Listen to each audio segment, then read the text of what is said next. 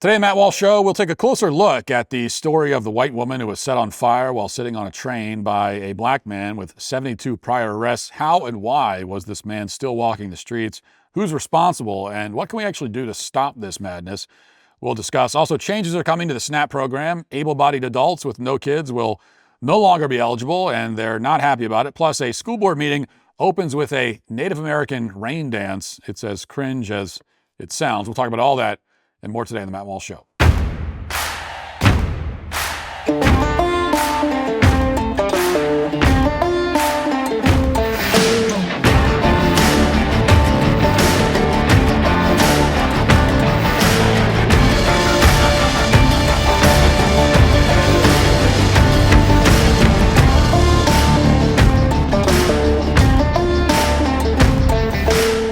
This is it, the biggest sale we do all year, guaranteed. Daily Wire Plus is half off for Black Friday. Get access to every show, movie, and the Pendragon cycle, Rise of the Merlin. Already a member?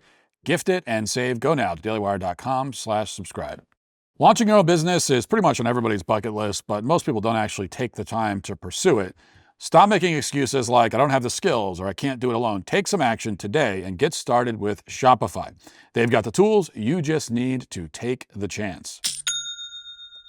Shopify is the commerce platform used by millions of businesses around the world. We even use it for our own Daily Wire shop to make sure things are running smoothly and efficiently. It makes our lives easier, and it keeps our customers happy as well. You might be thinking that you don't know how to design a website, or you might be worried about how people will learn about your brand, but that's not a problem. Shopify's got you covered from the start. They have beautiful, ready-to-go templates that match your brand style. They even will help you find your customers through easy-to-run email and social media campaigns.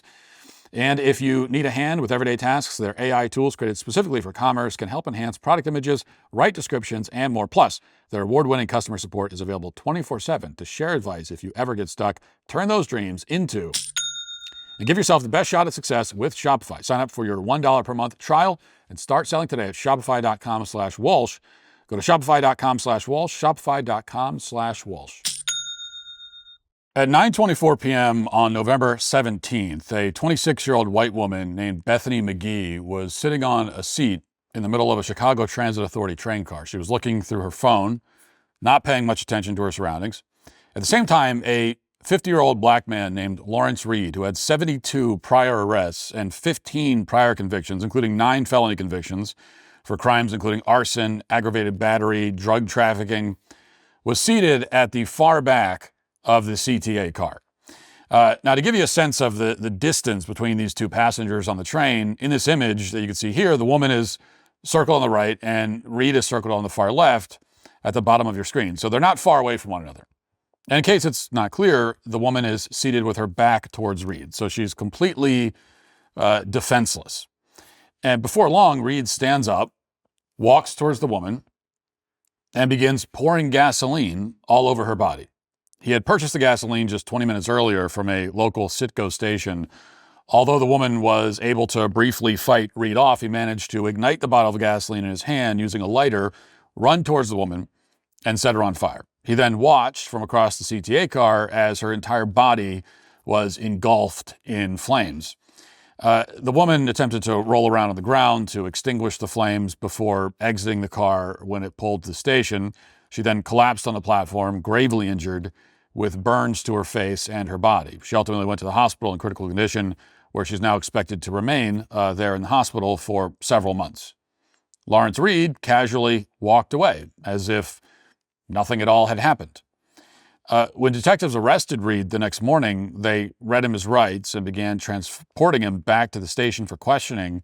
While in transit, without any prompting from the officers, he celebrated what he had done and began taunting his victim. He yelled, "Burn and burn alive," to the police officers.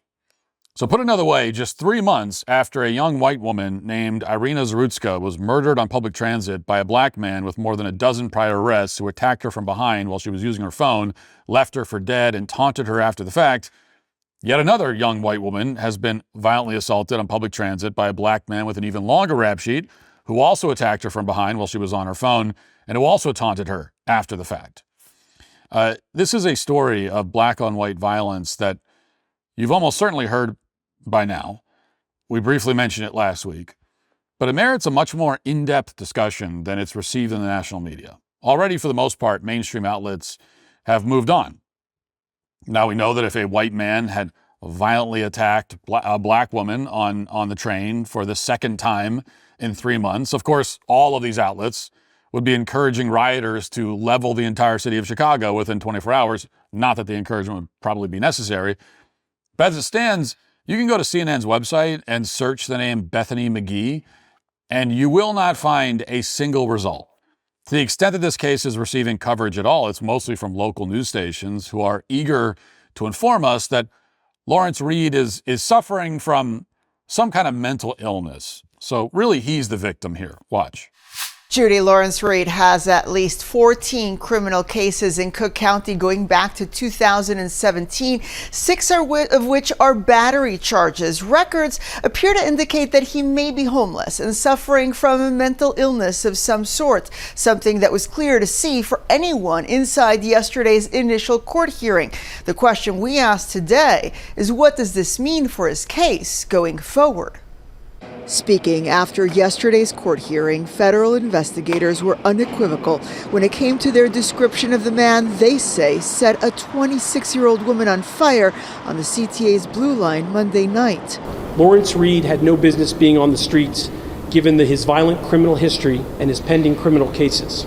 A record search of Reed led to this, a long list of mugshots associated to crimes ranging from driving on a suspended license to battery. In 2020, he was sentenced to a 24-month mental health probation after setting this fire outside the Thompson Center.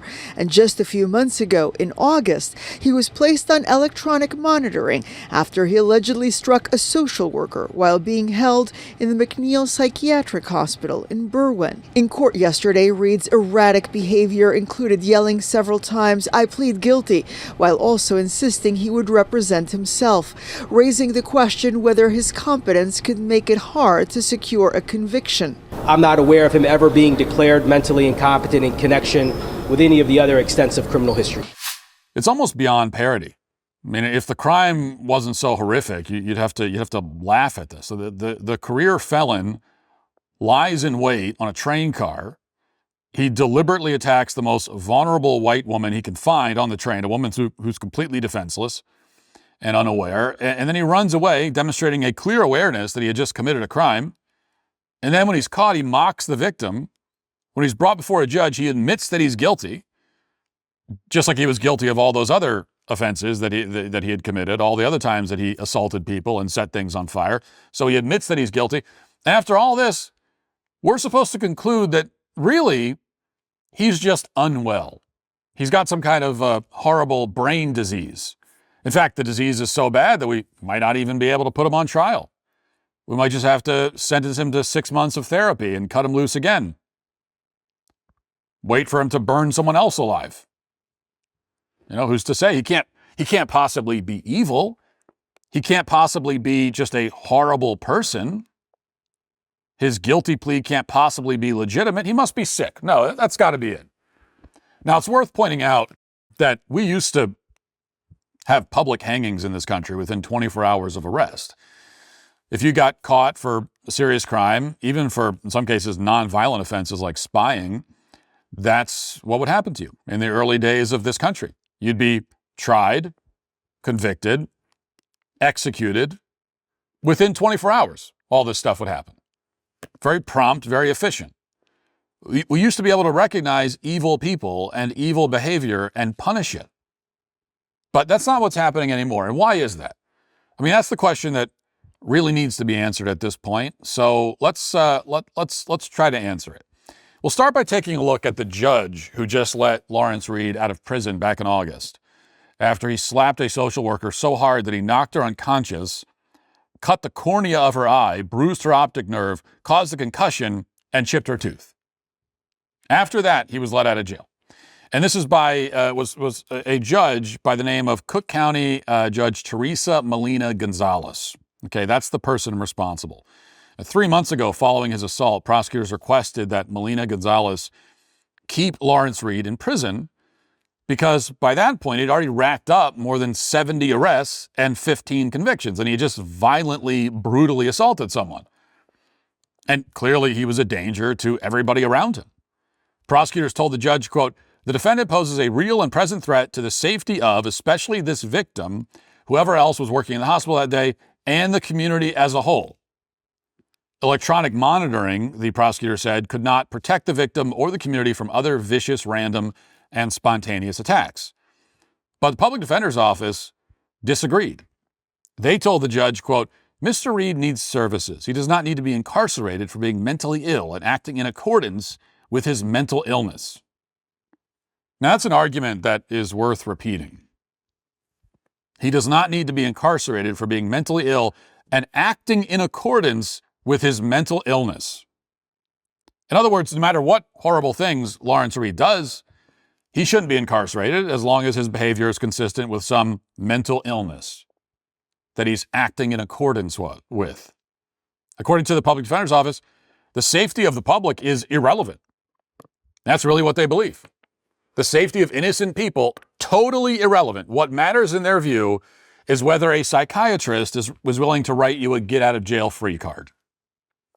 That's all that matters. And this case is yet more evidence of what I've argued for a long time, namely that two of the greatest dangers to our country are, one, the psychiatry industry, and two, liberal female judges. And when these two monstrosities come together, as they did in this case, you end up with horrors beyond comprehension. Okay, like women burned alive on public transportation. That's what you end up with. Now, the judge, according to court transcripts, sided with the public defender. Judge Melina Gonzalez told prosecutors, quote, "I can't keep everybody in jail because the state's attorney want me to, but I understand and respect your position." She then told Lawrence Reed to stay away from the hospital where he had beaten the social worker unless he had a medical emergency. And then she told him that he'd need to wear an electronic monitoring device, quote, "because of your ridiculous criminal history and lengthy criminal history." Yes, in court, the judge described Lawrence Reed's criminal history accurately as ridiculous, and yet despite that finding, she released him from jail because they can't keep everybody in jail. Oh, well, you can't keep everyone in jail. Well, can you keep someone who's been arrested 70 times? Can you keep them at least? So if you can't keep everyone in jail, that means that you can't keep a person who's been arrested 70 times. And no, we don't need you to keep everybody in jail. No, just the criminals. That's not everybody. How many criminals should you keep in jail? Well, however many there are. However many people are criminals, that's the number you should keep in jail. Oh, we don't have enough room in jail. Okay, well then build another one. Or put more of them in a cell together. That's uncomfortable for them. Who cares? Who cares? You know, how about that for an answer? Squeeze them all in there. I don't know. They're the ones who committed crimes. Now, of course, the so-called electronic monitoring was completely useless because she allowed him to leave his home for 40 hours each week, completely unsupervised. To be clear, this ruling would be totally indefensible if she had put him on indefinite house arrest and said he couldn't leave his home unless he needed to buy groceries or something. That would still endanger the public to an insane degree. But she didn't even do that. She imposed basically no restrictions at all. She told him that she could leave his house for 40 hours a week. So who is Judge Teresa Melina Gonzalez exactly? What is her judicial philosophy? How did she become a judge in the first place? Well, these are questions that no one seems interested in answering, but they're important to answer because judges like this are the root of the problem. Okay, they need to be exposed and removed from office. And in order to do that, we need to understand how she rose to power. How do these people end up in these positions to begin with? Now, in this case, you don't need to look far. The official website of the Illinois court system recently published an interview featuring Judge Melina Gonzalez. And during this interview, she was asked, when you reflect on your career, what accomplishment are you most proud of? Okay, that was the question. Now, if you're a judge and you hear that question, a good answer might be something like, well, I apply the law fairly, or I uphold the rule of law, or I've kept the public safe by sentencing violent offenders to prison instead of letting them loose immediately after they nearly kill a social worker, or something along those lines. I mean, after all, that's the reason we have judges, right? But Judge Melina Gonzalez did not respond that way. She didn't say anything about justice or safety for the public or anything like that. Instead, she said, and I quote, "The accomplishment that I am most proud of in my career is being the first Puerto Rican judge ever appointed and elected to a countywide judicial position in Cook County. As an attorney who is in court nearly every day of my career, I never once had the opportunity to step up before a Latina judge. Now I am proud to say that so many other Latinas are becoming judges, and I'm excited about a judiciary that actually represents all of the community." Now, to translate that, she's not proud of anything she's done in her career. She's not proud of any accomplishment. She hasn't accomplished anything. She's proud of being Latina and infiltrating the United States judiciary. That's it. On so many levels, it's hard to even comprehend the mindset of someone who would give an answer like this, because productive, useful people don't consider their ethnicity to be an accomplishment, like something that you achieved. The question was, what have you achieved? And the answer was, well, I'm Latina. Oh, you achieved that? That's a thing that you achieved. But for this judge, this is the only accomplishment that's worth mentioning, apparently, and it's not a great mystery how she became a judge either. In this interview, she credits another Hispanic woman with two last names, Mercedes Luque Rosales, with jump-starting her career in the Cook County State Attorney's Office. She made a connection with Mercedes and then, one way or another, managed to get hired at a time when 97% of applicants were rejected. Presumably, she was hired based on, merit and competence, and definitely not her ethnicity, which is the one thing she's proud of in life. Now, it's worth going into detail on this judge's background because at this point, these judges need to be removed from power one way or another. Impeachment doesn't seem to be viable since we've been calling for judges to be impeached for many months now and years, but it's not happening.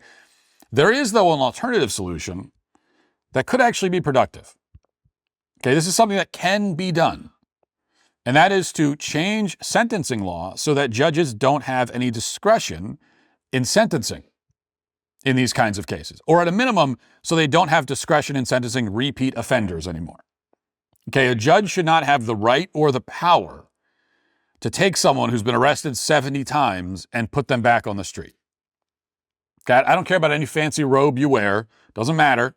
You should not have that power. The judge should not be able to do that. Now, the catch is that not too long ago, we used to have laws like this. You probably remember them. They were called three strikes laws, and they used to be overwhelmingly popular, even in states like California. In fact, in the mid-90s, California passed the strictest three strikes law in the country. A third felony meant a mandatory term of life imprisonment. But almost immediately, the law was watered down, not by voters, but by judges. Within just a couple of years, the California Supreme Court invented the idea of a Romero motion, where defendants could petition the court to forgive a strike as long as forgiveness was in the interests of justice. So the voters made it very clear that they wanted a three-strike system, which by definition is not a four-strike system. The voters wanted to prevent judges from releasing habitual criminals. They wanted to prevent exactly this scenario. But the judges just came in and said, no, we're going to take that power back for ourselves. You guys voted on this, but yeah, you can't have that. Here's what we're going to do. Now, what happened in California is that a defendant named Jesus Romero was charged with possessing 0.13 grams of cocaine after having been convicted for residential burglary and attempted residential burglary. So prosecutors thought they had a slam dunk case on their hands. Okay, this is like what the three strikes law is for. This would be Romero's third strike, and he would go to prison for 25 to life automatically. But the judge thought, well, that would be an unjust outcome on the theory that it's wrong to give such a harsh sentence for narcotics possession. Poor guy. He only had a little bit of cocaine. He only committed attempted burglary 2 other times. Let's give him a 4th chance.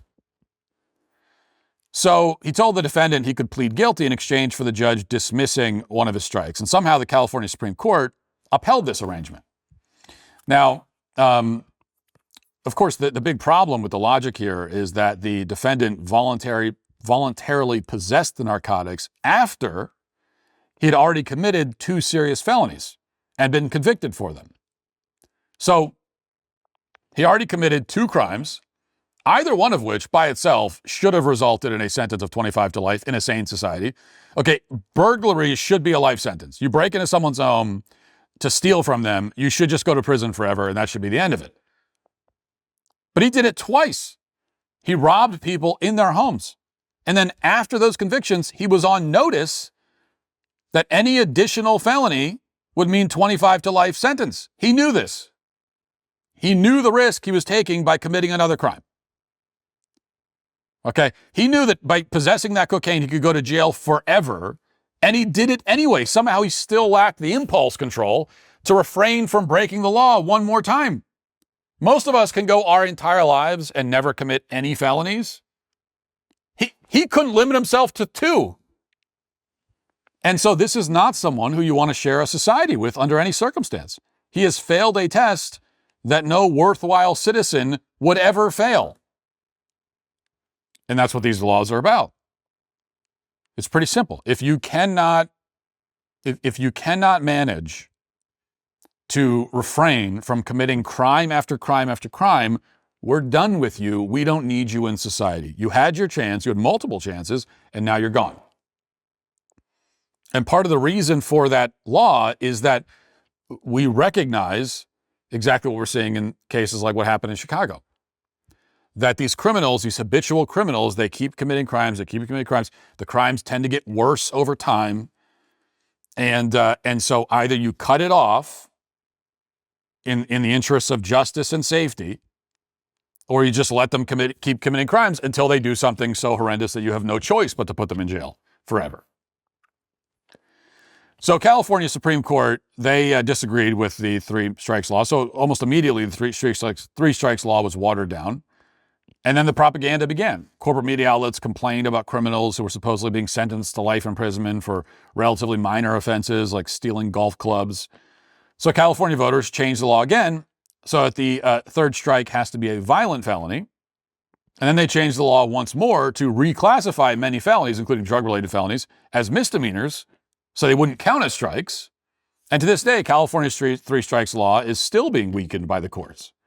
There was a ruling a few months ago by the California Supreme Court that prevents some gang-related crimes from counting as strikes. So it just continues. Now, in Illinois, where Bethany McGee was attacked on the train by a man with 72 arrests and 15 convictions, there was a similar trajectory for the state's equivalent of a 3 strikes law, which is supposed to punish so-called habitual offenders with increased sentences. Illinois has had a habitual offender law in the books for many decades now, since the 1970s.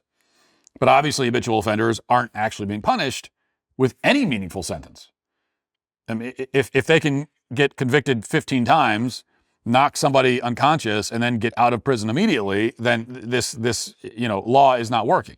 So how did that happen? Well, as it turns out, 4 years ago, the so-called SAFE-T Act was signed into law by Illinois' rotund Governor J.B. Pritzker. This was a part of sweeping criminal justice reforms, so-called, quote-unquote, as Democrats call them. One of the reforms was to abolish cash bail, which has led to 75% of defendants simply skipping their first court date, since there's no financial penalty for doing so. It turns out with a criminal, if you put them on the honor system, it's not going to work because they have no honor because they're criminals. Yes, because, an act that supposedly provides for public safety, 3 out of every 4 criminals in Illinois have simply stopped showing up to court. That's public safety. But in addition to that great innovation with the SAFE-T Act, Illinois lawmakers also modified how habitual offenders are treated. And one of the big changes is that defendants, regardless of how many crimes they've committed, are entitled to pretrial fairness, as the law puts it. And in practice, that means they're entitled to go free as long as they promise to wear an ankle monitor. The judge has total discretion to let any criminal, walk right out of the courthouse as long as he wears an electronic monitoring device. And that led to situations like this one from the summer, where a lunatic held up a federal courthouse for 9 hours, only to be released immediately. Watch. The man charged in a 9-hour-long standoff at the Dirksen Federal Courthouse has been granted his release from custody. Prosecutors say Mario Santoyo brought a knife into the building last month, prompting that standoff. Today in court, a judge ruling that Santoyo will be released to the custody of his sister with an ankle monitor. He is also being ordered to stay away from any federal buildings except for court appearances, and he will receive psychiatric assistance. Now imagine being one of the SWAT guys on that call. You know, a federal courthouse downtown is being held hostage by a deranged criminal with a knife. You bring out the armored vehicle and shut down the entire block. They had to evacuate the entire 30-story building because of this. Operations of the courthouse are suspended. And after an entire day, around 8 p.m., you finally take him into custody. And then the judge lets him out a few hours later, as long as he wears a bracelet. It's okay, the judge says. Well, his sister is going to make sure he doesn't cause any more trouble. It's actually astonishing, and I don't say that lightly. I mean, this is the kind of punishment a child might receive in an elementary school after he cheated at hopscotch. And thanks to criminal justice reform, that's how Illinois treats literal terrorists.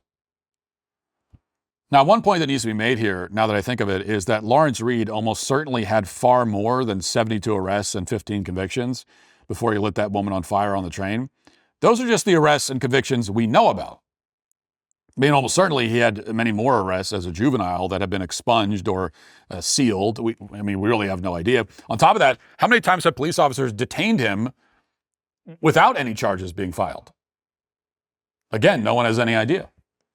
But we can assume that it's happened quite a lot. I mean, that much we can assume. But as it stands, even the official numbers are staggering.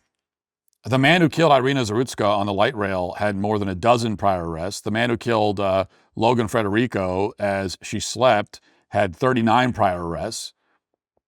At what point do we do what Bukele did and say enough is enough? I mean, this is not actually a difficult problem to solve. We could turn Chicago into a utopia. I mean, in comparison to what it is now. We could do that in a year if we wanted to. All you have to do is take every violent criminal and put them in a cage forever or kill them lawfully. That's how you have a civilized, safe society. There is no other way. That is the only way to do it, period. In Chicago, somebody is shot every 4 hours and murdered every 19 hours. Already this month, there have been 24 homicides, 124 total shooting victims. By the end of the day, those numbers will almost certainly be higher. In response to these numbers and to the attack on the train last week, J.B. Pritzker has suggested that he's open to revisiting the Safety Act in some way, but revisions are not enough at this point.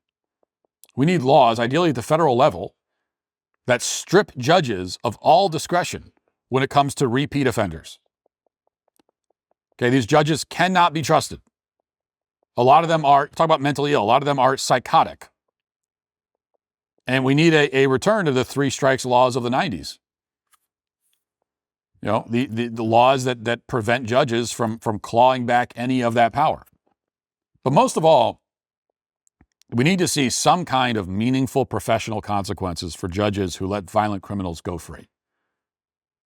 The alternative is judicial tyranny and the elimination of civil liberties for all Americans. This is a civil rights issue. Because after all, if we can't go out in public without a reasonable fear that a violent habitual felon is going to shank us or light us on fire, then we have no civil liberties. The first conservative lawmaker in Congress to propose some kind of solution to our rogue judiciary will also be the first conservative lawmaker in Congress this entire year to propose a genuine, meaningful improvement in the lives of Americans at all. Before any more young women are killed or maimed for the crime of going outside in a major American city, and before any more Republicans resign from Congress, it's time that we heard some of those proposals. Now let's get to our 5 headlines.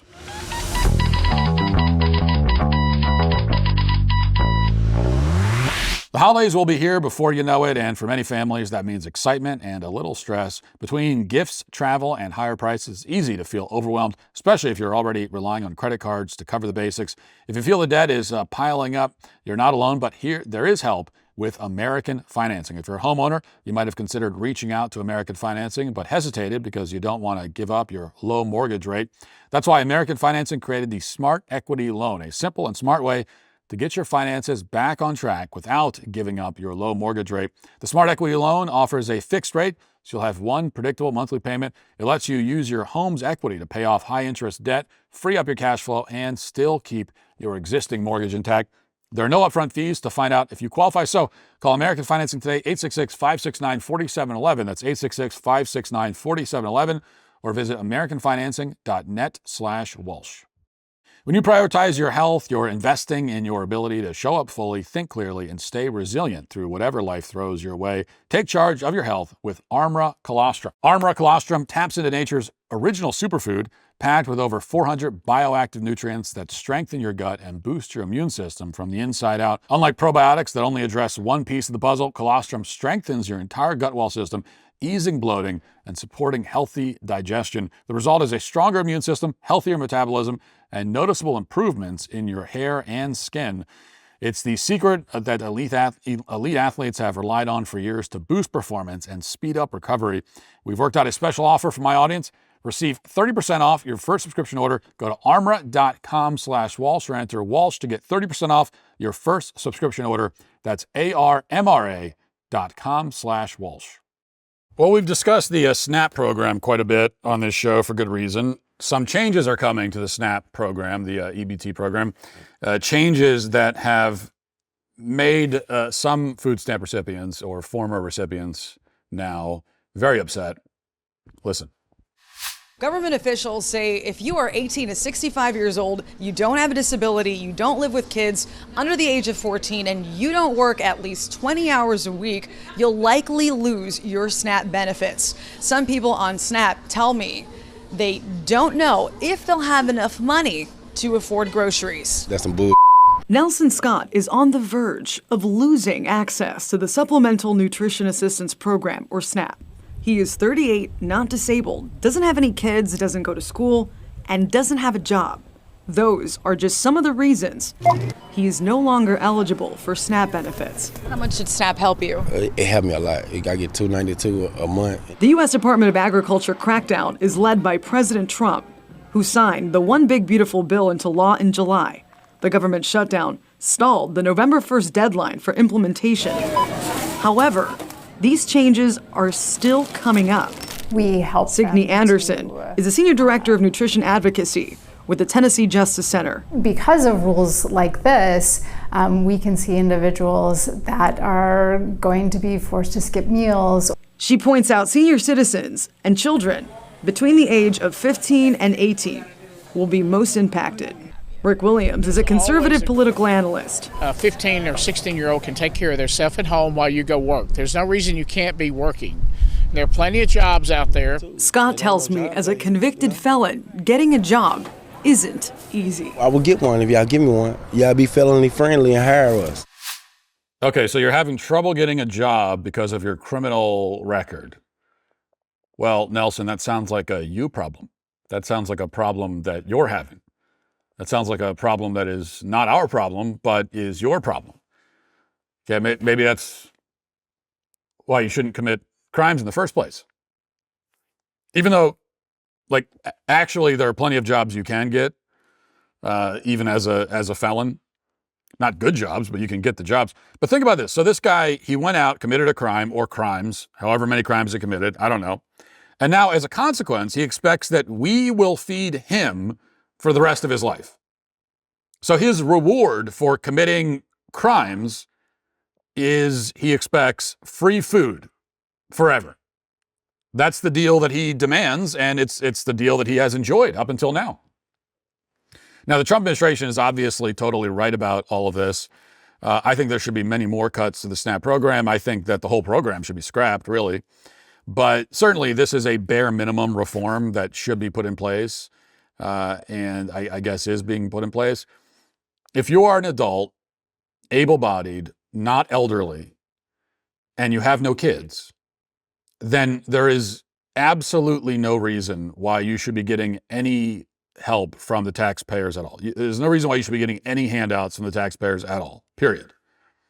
I mean, I would revoke all welfare, all handouts, all taxpayer, quote unquote assistance of all kinds from everybody who is an adult, able-bodied, and has no kids and is not elderly. Okay, so if those are the qualifiers. And if you're in that group, I don't see why we should be why you should be on the dole at all in any form. Like, go get a job, any job, and don't tell me you can't find one. You can find one. Again, it's probably not going to be a good job. Might be a really bad job, but it's something. I mean, this guy Nelson says, well, it's $300 a month he was getting in food stamps.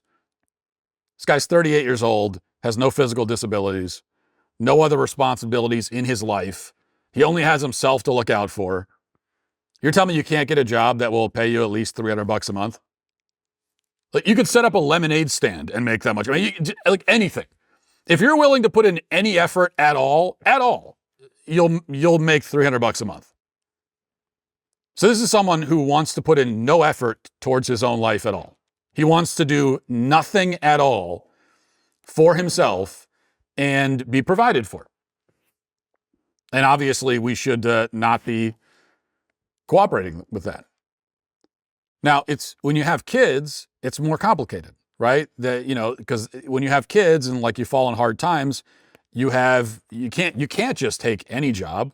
You have kids to feed. You have a mortgage. You have all kinds of other obligations probably that come with it, and you need to find a job that fits all those requirements. You also, if you're a functional adult, you have. And you're Nelson's age at 38, you should have a career that you've been pursuing. You want to stay in that industry. Getting up and moving is not so simple when you've got kids and so that's why I'm not in favor of removing all safety nets. I don't think we should do that. I think it's good to have something for people who fall in hard times and need some help getting back up, especially if we're talking about families in particular. If we're talking about families, people who are elderly, or people who are actually disabled. And of course, we know that the category of disabled has been expanded into meaninglessness at this point. So anyone can claim they have a disability, and a lot of people who claim they have disabilities really don't. But if they really do have a disability, then those are categories where I think most people, most Americans, most taxpayers would say, yeah, there should be something in place. Like, we should have something in place to help those people. But it should be relegated to that group specifically. And in most cases, the help should be temporary. This is not a lifestyle choice. This is not permanent. This is a temporary assistance. That's what it should be. But a 38-year-old man with no physical disabilities and no dependents, no financial responsibilities at all. No, I mean, you need to make your own net at that point. Like, this is just another example of suicidal empathy, that we've allowed this kind of thing to happen, that we've allowed this kind of person to exist, right? This kind of person should not exist.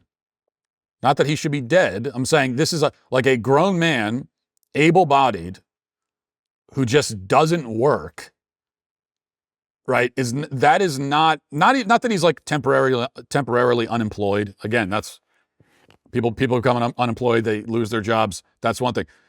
He just doesn't work. Like, that's just not part of his life. Working is not something that he does. It's not part of his life. It's a lifestyle choice to not work. And that should not exist in a functional society. That should not be an option. This is where 2 Thessalonians applies, right? If you won't work, you won't eat. This is where it applies for guys like Nelson. For when we were with you, we gave you this rule: the one who will not work will not eat. Paraphrasing 2 Thessalonians. And this is settle down and earn the food you eat, right? And this is what it applies to, cases like this. All right, let's take a look at a couple other things here. Okay, I'm going to read a caption from Instagram.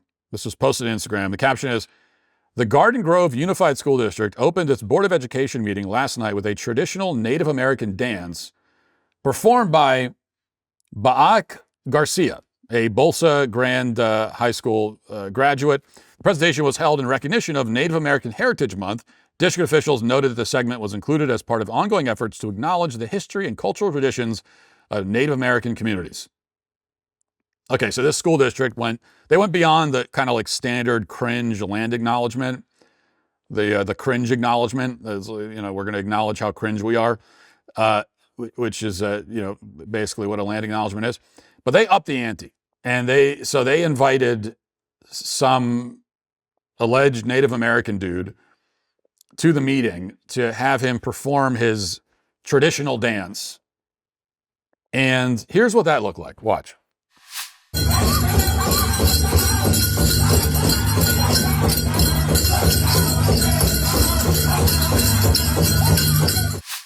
Okay, first of all, that was not a traditional dance. Okay, that was, and not that I'm an expert in Native American dances, I don't claim to be, but that was very clearly a dude in a feather headdress doing the electric slide. Okay, that was, put him in a wrinkled suit and put him on a wedding dance floor, and he's indistinguishable from like your drunk uncle at the wedding. That was your uncle after he's had 6 Sierra Nevadas and the electric slide comes on. That's what that was. Either that or it was Elaine from Seinfeld. That was the Elaine dance from Seinfeld. And again, I'm no American history expert. I'm no dance history major. I didn't major in dance history.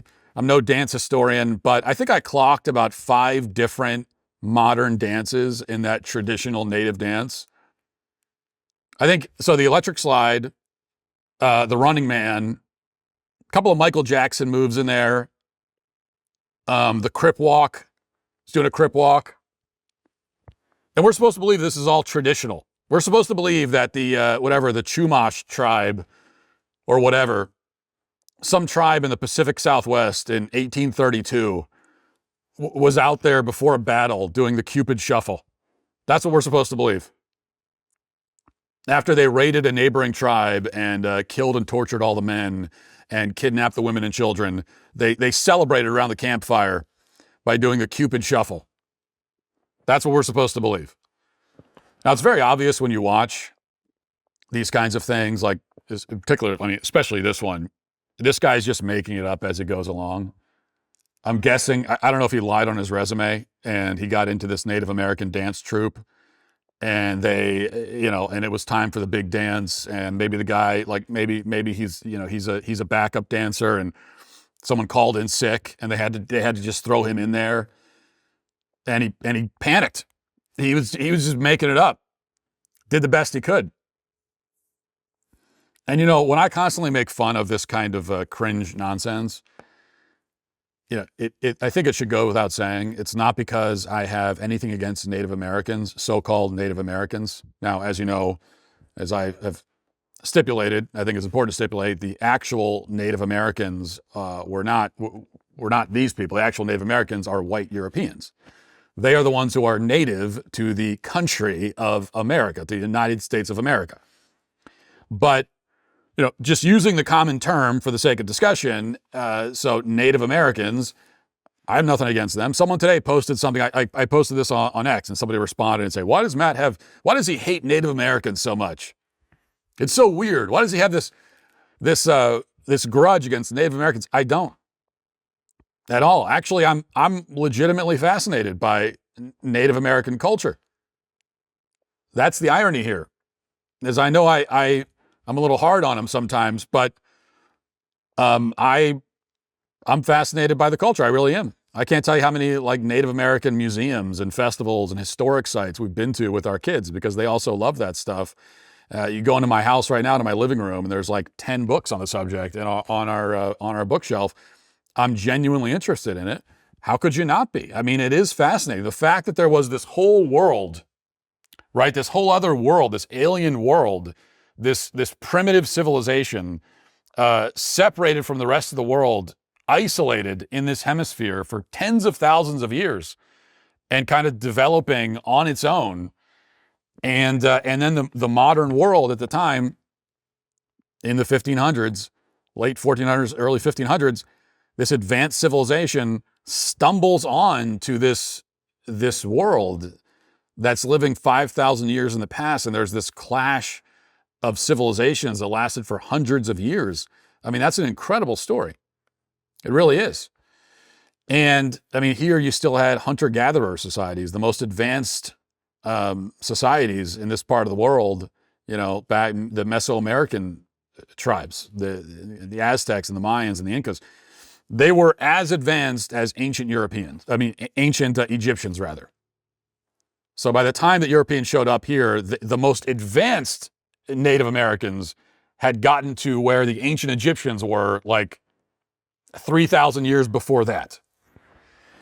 And which is interesting. Like, it's very interesting.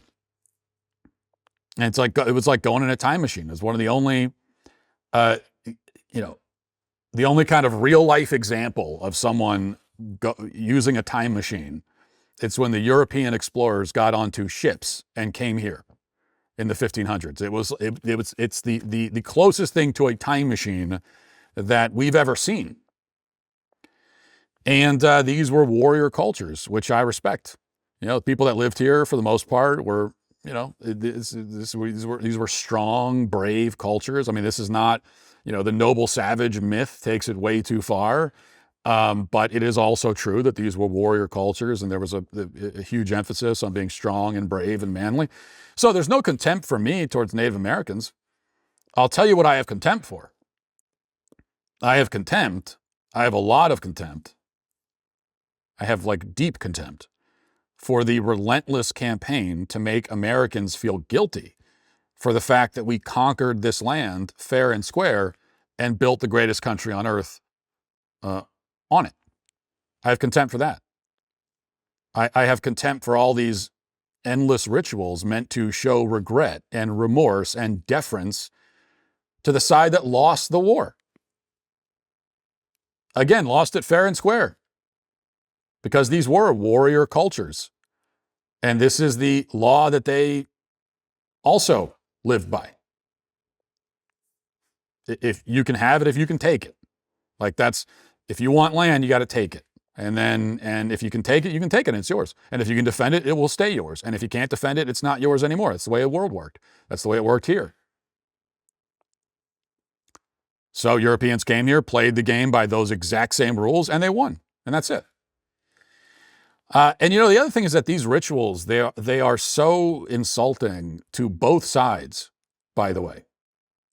That's what makes the video I just played so kind of illustrative, is that it's meant to be this expression of white guilt, which it is, but it's also deeply insulting to the natives who have been reduced to the kind of the status of court jesters, right? Flailing around in their feather suits, performing for the polite, patronizing amusement of white liberals. It's insulting all the way around. It's just awful. And it's even more insulting, really, to Native American culture to have some random weirdo dancing around like MC Hammer in a rainbow feather costume. If you have actual Native American ancestry, you should be more offended by that than I am. But my main concern as an American is that the whole routine is meant to send a message. Right? This is not about respecting Native American history or being interested in it or anything like that. This is about sending a message. And it is a detestable message it's a false message. It's a lie. And the message is that America has no right to exist. That's what all this stuff is about. Land acknowledgements, these Native American rituals, the constant, that's what it's about. It's about saying that my country, your country, our country has no right to exist. And that's what I hate. That's the thing that I have absolute contempt for. You guys have heard me talk about the bearskin hoodie. Well, the smart people are locking in their winter gear now because this is hands down the best time to prep for the coming winter. Don't wait any longer than you already have. Bearskin is running a 60% off deal right now, but only if you get your hoodie early. This hoodie, which I am wearing right now, in fact, is built like a tank. Micro fleece, 10 pockets with a clean, rugged fit that looks awesome. I think it looks great, and which is hard to do. It's hard to make something look good on me, but somehow they pull it off. And also, it's very comfortable, and it's got utility. I mean, it's practical as well. So it combines all the things you want: style, practicality, and comfort. Plus, it zips right into the heavy storm rain jacket to become 100% waterproof when you need it.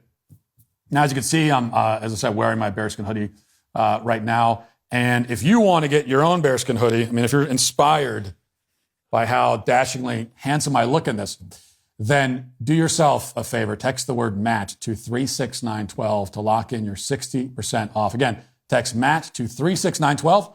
You get a link sent straight to your phone so you can check it out later if you're busy right now, but you want to get on this right away. You get free U.S. shipping, fast delivery, and you've locked in your winter gear already, and that is a win-win. So don't wait till you're freezing to realize that your hoodie sucks. You need to get a new one. Get a bearskin right now while it's 60% off. Text Matt to 36912. Do it now. Our Black Friday sale is happening right now, and if you've been here before, you already know that this is our best deal of the year. Daily Wire Plus annual memberships are 50% off. With your annual membership, you'll be one of the first to see the long-awaited 7-part epic series, The Pendragon Cycle: Rise of the Merlin, premiering January 22nd. All Access members get it early with episodes 1 and 2 streaming Christmas Day. You also get every Daily Wire show ad-free, uncensored, and an hour before anybody else, along with live chats during the show, plus exclusive investigative journalism, breaking news, and unlimited access to our entire library of premium entertainment. Daily Wire Plus annual memberships are 50% off during our Black Friday sale. Pay half the price and get everything for an entire year. Go to dailywire.com/subscribe right now. Here's a story from a few days ago that I haven't mentioned, but I feel like I need to. I mean, there's not much to say about it, but I feel as though I must make mention of it. Really, in fairness, I should, because we talk about hate crime hoaxes a lot on the show. Well, New York Post has this, if you haven't heard about it, a former New Jersey GOP aide allegedly paid a fetish artist to carve dozens of cuts into her skin and had someone scrawl "Trump whore" on her stomach in order to claim that she was the victim of a politically motivated violent attack. According to shocking new court documents, Natalie Green, 26, was arrested Wednesday, charged with concocting the violent, bogus ambush at Egg Harbor Township Nature Reserve on July 23rd. Prosecutors said the accused fraudster claimed 3 gun-wielding men approached her and a friend on the trail around 10:30 p.m. before threatening to shoot her and hitting her in the head. The suspect said the fictitious attacker then hog-tied her and then cut her and slashed her because they don't like Trump. So we finally have our very own Jussie Smollett, apparently. There are pictures of what this woman did to herself or had done to her that are quite grisly, and I don't even think we can put them on the screen because they're very grotesque, pretty ghastly stuff. But, turns out it was all a hoax. I will say 2 things. Number one is the first right-wing hate crime hoax that I can think of. You notice how no conservative ever took this seriously? Or like it was not, I guess it happened in July and no one even heard. If anyone heard about it in July, it's like any conservative heard about it would have said, well, that's clearly fake. That didn't happen. So that's one of the differences. On the right, when it comes to hate crime hoaxes, is number one, they almost never happen on the right. This is the first one. And we don't take them seriously. This is not, it's the difference between that and something like Jussie Smollett. And I will also say, I think it should be said, this woman, she put some effort into it. Okay. I'm not endorsing it. It's not good. She's obviously insane. I mean, this is an insane person. She actually does need psychological help, and she should go to jail for this. But also this woman needs some psychological help. Faking a hate crime is evil, so she's evil and insane. Allegedly, that's what she's been charged with. Seems to be the case. But I also can't help but notice that, the right finally gets its first hate crime hoaxer, and it's someone who puts some real effort and time into it, which goes to show we value effort and hard work. As conservatives, whatever you do, give it your all. Give it 100%. As we always say, And she applied that principle here. I mean, you got to admit. Because these left-wing hoaxers, the thing about it's like they not only are they dishonest, obviously, but they don't put any effort into it. There's no effort. They don't have half the ingenuity of our hoaxers, okay? They don't have the go get 'em attitude. Pull yourself up by your bootstraps and go out there and put your all into that hoax, which is what she did. And there's a lot of commitment. I mean, she committed to the bit because she's going to have these scars forever. She's mutilated forever. So, think about Jussie Smollett. Like Jussie Smollett, yeah, I mean, he did put a little bit of effort into it, but even for him, it was like, okay, well, you want these guys to beat you up. They didn't really beat him up. Okay, this woman, she went out and said, okay, like mutilate me. Okay, I'm gonna disfigure me is what happened with her. Jussie Smollett, he had like maybe a small bruise on his cheek, maybe if that. Okay, he didn't have the commitment to it. If you're gonna do it, do it. So there's a lesson in there for all of us, I think. Yeah, we talked about this Aftyn Behn character yesterday who's running in the special election in Tennessee, and she became a public figure like 10 minutes ago, and it's been a rough 10 minutes for her because everything that's come out about her has been humiliating. So here's the latest. This is Aftyn Behn talking about a recurring dream that she has. Now, normally I hate listening to people talk about their dreams. There's nothing more tedious than a dream story. There's nothing less interesting than a dream story. You should know that if you're one of these people who goes around and say, oh, guess what? Can I tell you about this dream I had? There's nothing I dread more than a conversation that opens with that line. Hey, I had a dream. I had a crazy dream last night. And of course, when someone opens that, like, if you open that way with me, I had a crazy dream last night. In fact, I was talking to someone the other day recently, and they said that I had a crazy dream last night. And I'm supposed to say, oh, you did? Tell me all about it. But I'm not going to play that game. So I say, oh, really? Okay. Nice story. Anyway, because I don't want to hear it. The dream stories are meandering, long, like they don't go anywhere, plotless. 98 minutes later, they're still telling you about their dream. So all that to say, I'm usually not big into the dream stories, but here is one that is actually pretty revealing that this Aftyn Behn decided to tell someone about, and we have the audio of it. Here's what it is. Listen. My therapist always asks me to transcribe my dreams when they happen, and the recurring dream I've had is standing up in a cafeteria full of women. I don't know why I was there or whatever, and saying, I don't want children, I want power, and just screaming it at the top of my lungs. And for someone who grew up with my mother telling me never have kids because you'll have to give up a lot. You'll have to sacrifice professionally, which is what she was saying. And where I am now with seeing the consequences and the ramifications of women having kids and being in the political field and what they're able to achieve, because we don't offer, it's like the political field hasn't met the challenge of working moms. They really haven't. But also the deeply patriarchal structures that these women are involved with because they've chosen marriage and they've chosen to raise children. And I think in the South, it's incredibly difficult to shake those, especially if you've grown up here and that's all you've been told is the definition of success. The metric of success is how many kids you have, the bigger the square footage of your house, and where your kids go to school. I don't want children, I want power, she says. And that about sums it up. All right, that tells you the whole story.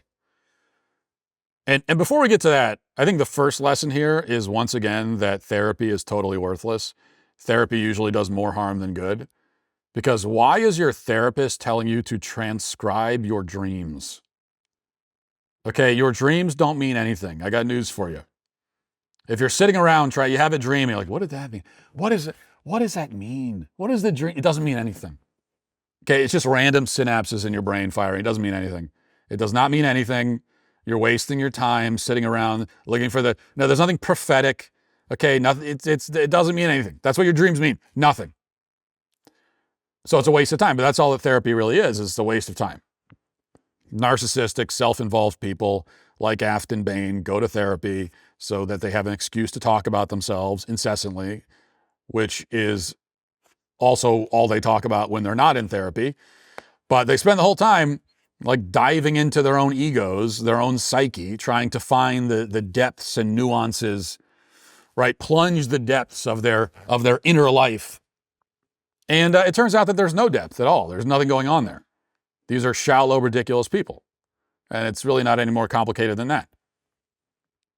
That is the problem. For most people who go to therapy, their problem is that they are shallow and ridiculous. And if their therapist was being honest with them, they would say that.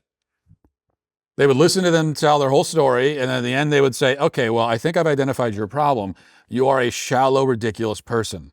You are a boring, shallow person. Your life is not interesting. Your problems are not interesting. And that's it. And I can't help you. And this is just who you are. And so the best thing I could say is like, stop talking so much. Don't inflict yourself on other people. That's what the therapist should say, but they won't. But as to the issue at hand here, yes, this is feminism in a nutshell. You know, women giving up family life, rejecting motherhood because they're selfish. They lust for power and material gain, and they, give up the love and fulfillment of family life in order to obtain it. But then they inevitably discover that they will never actually have all the power and wealth that they want, or anything close to it. And even if they do achieve it, they still aren't happy. And they can't be, because all this stuff is meaningless and empty if you're just doing it for yourself. Amassing power and wealth just for yourself will never make you happy. That's kind of the caveat to the, money doesn't buy happiness idea. It's that money for its own sake, power for its own sake, that will not make you happy. Now, money can help you be happy. It can help to lead to a happier life if you're not obtaining it for its own sake. And so, like, if you have a family, and so then you make money, well, now you can provide for your family. You can give things to your family, and that can help to make you happy. That's a very satisfying feeling, is being able to provide for other people. And so, in that sense, money can buy happiness in that sense. But if it's just for you, then at a certain point, very quickly, you're going to kind of look around and go, well, what's the point? And after all that, you're still left with yourself. And for someone like Aftyn Behn, her problem is that she is, again, a ridiculous, miserable person. And it doesn't matter how much power you have or how much money you have, that's still going to be the case. But there's another point here that I want to make about this, because a lot of people have pointed out the obvious about it. I haven't seen anyone make this point, which is this, that, giving up motherhood for the sake of power isn't just selfish and shallow and morally repulsive. It's also counterproductive. It's like saying that, it's like if a person said that they care so much about being physically attractive, the only thing they care about in the world is being physically attractive, and so they're giving up exercise. Well, it's a problem that being physically attractive is the only thing that matters to you in life, but also, if you want to be attractive, you just gave up the main thing that will make you attractive. So it doesn't make any sense. And it's like that here. If you want power, if you want influence, well, there's almost certainly nothing you'll ever do in your life, no position you'll ever hold, that will make you more powerful or give you more influence than you would have as a mother or a father, as a parent.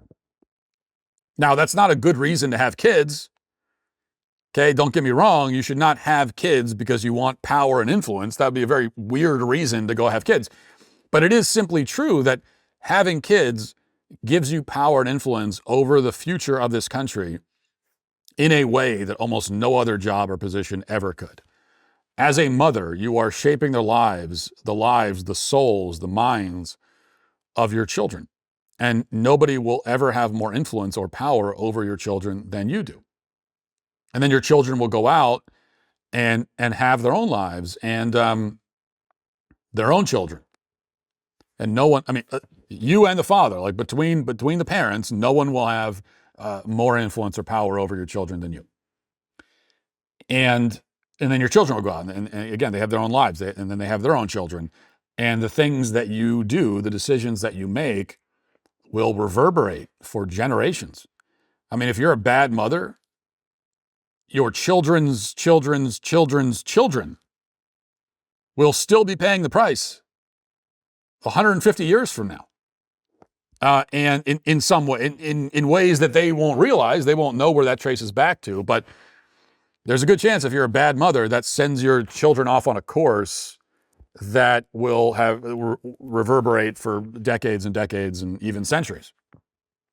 If you're a good mother, they'll be reaping the benefits for generations. So this is generational influence. It's immeasurable.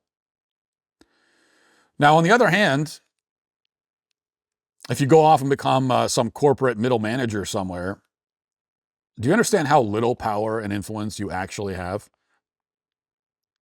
That's what's so absurd about these women who say, I want to make a difference in the world. I want to have power. I want to have influence. And so I'm not going to become a mother. I'm going to go get a job at some corporation, where I have where I get to sit in a 10 by 10 office, on the third floor. And what, that's supposed to be the power and influence? No, you are totally replaceable in your job. And that's true for almost everyone in almost every job. There are exceptions, but almost everyone in almost every job, you are totally replaceable. You don't actually matter that much. Because you could quit tomorrow and it would make no difference.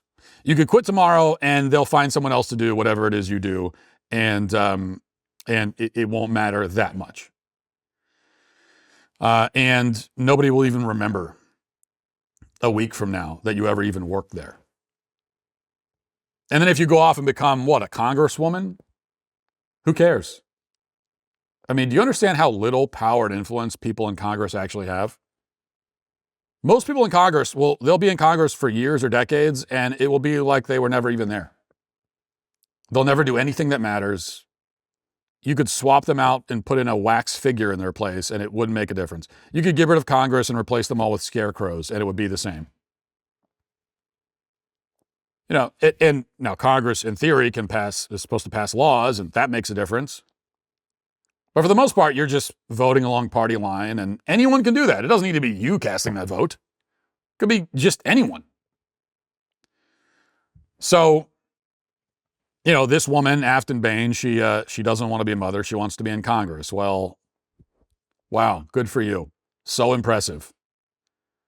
There have been like 4 members of Congress in the past 30 years who have made a difference at all, and Aftyn Behn is not going to be the 5th. And I think that we know that. So you give up all that. You give up actual fulfillment, actual happiness, actual influence, actual power, right? And in its place, you work at some, job in an office building somewhere, and you work there for a number of years, and then you leave. And someone else comes in and takes your job, and it just doesn't matter. It's not like that as a mother. That's the other thing. Like when in your job as a manager somewhere, you leave and it doesn't matter at all. Like no one's going to be mourning that you left. Probably there'll be more people who are happy that you left than there are sad about it. Even the ones who are sad, like by Monday, it's like doesn't matter. Now as a mother, if you refuse to do your job, if you quit your job as a mother, refuse to take care of your kids, then that is devastating. You have devastated the lives of these children. If you die, if you can't do your job as a mother anymore because you've died, total devastation, which again could last for generations in some form. But this is what feminism encourages women to do, is to give that up for, to become Aftyn Behn. I cannot imagine a fate worse or more pathetic than that. All right, we'll wrap it there for today. Won't be any daily cancellation for today. That will do it for the show today. We'll talk to you tomorrow. Have a great day. Godspeed.